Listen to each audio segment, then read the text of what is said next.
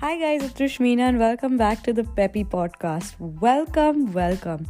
We're a self-help podcast and our goal is to help you pep up your world. So, we want to help you live your best life, and without delaying any further, let's jump right in.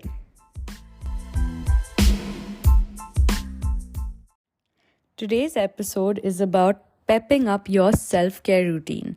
Self-care has many benefits such as managing stress, lowering risk of illness, and even increasing your energy levels. So today we discuss ways to relieve stress backed by scientific research.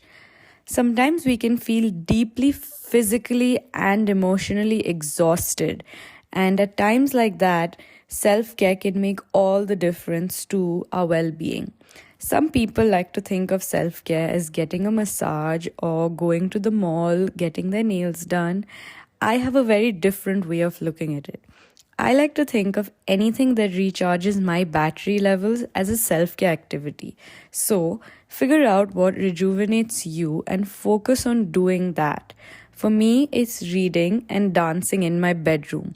I play my favorite song and dance with the doors closed for 1 hour. I know it sounds really funny, but it makes the biggest difference to how I feel. I make it a point to do this every day so that I can recharge my batteries before the day ends, because when I start the next day, I want to be at my 100%. When you do something that you really enjoy, you get a dopamine rush. Dopamine is a neurotransmitter in your brain that increases your feelings of pleasure, satisfaction, and motivation. This is also why social media is so deeply addictive. Every time you get a notification on your phone or a like, your brain gets a rush of dopamine. According to a study last year, the average person unlocks their phone 150 times a day. I can understand why they do that because the dopamine hit feels so good.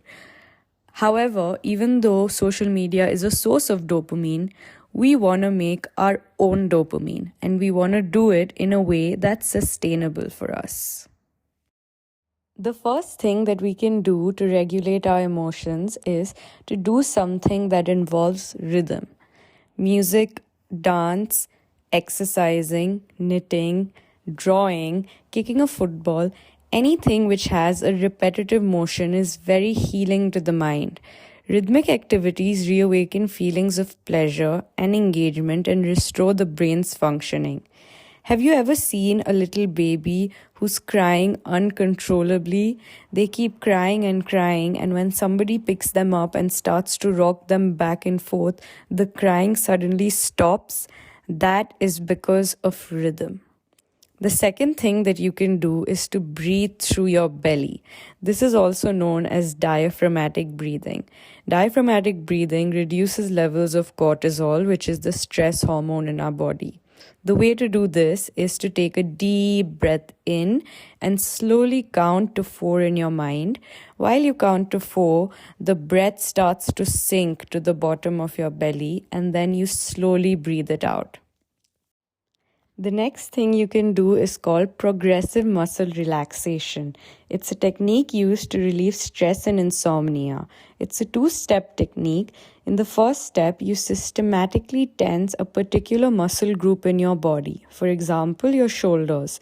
So you slowly tighten the muscles of your shoulders and make it go completely tense. In the second step, you relieve this tension. So you start to release the tension and notice the muscle group relax.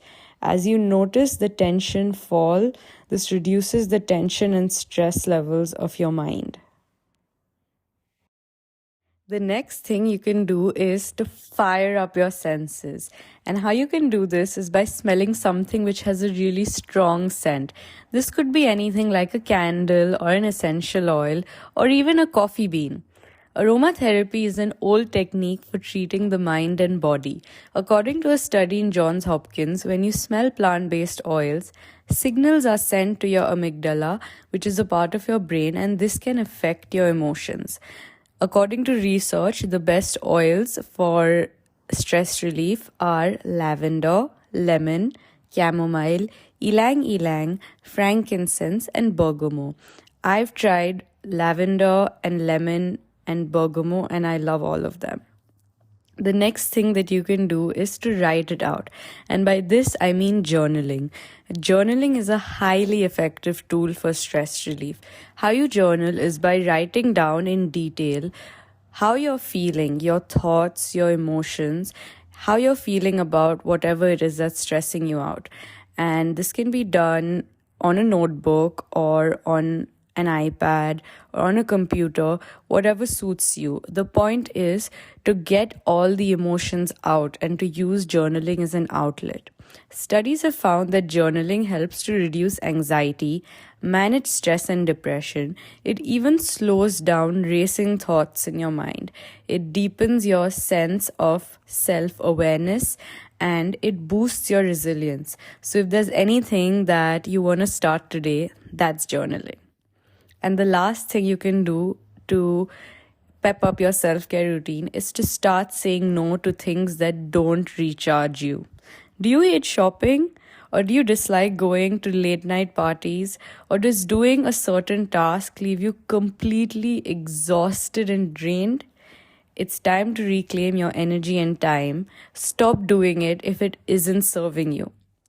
If you have a plan for a late night out for drinks with your friends and you just really don't have the energy to go, just don't go. Stay home, take it easy, and do something that relaxes you. The less energy you spend on things that aren't your priority, the more energy you have to spend on things that are. I have personally tried all the techniques that I mentioned in this podcast and can confirm that they've worked for me.